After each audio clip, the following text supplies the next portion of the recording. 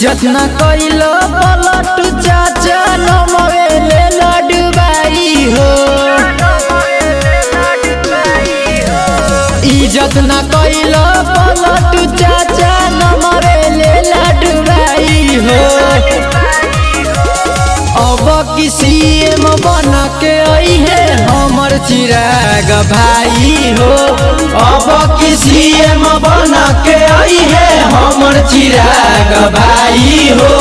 LJP के झंडा चारों ओर लहराई हो।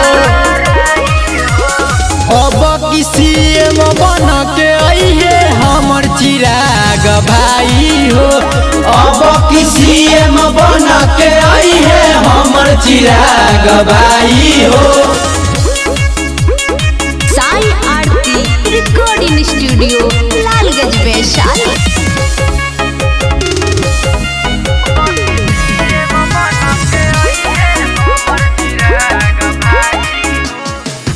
एगो नया इतिहास रचा दिए हो।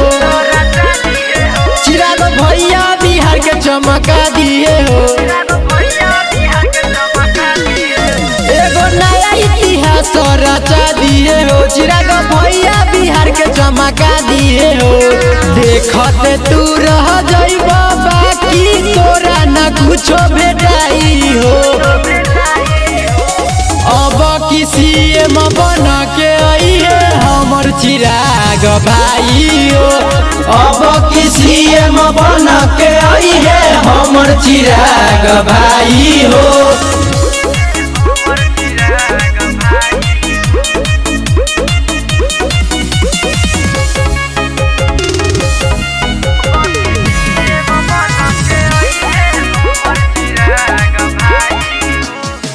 साथ बाबे इनका पूरा संसार नु हो।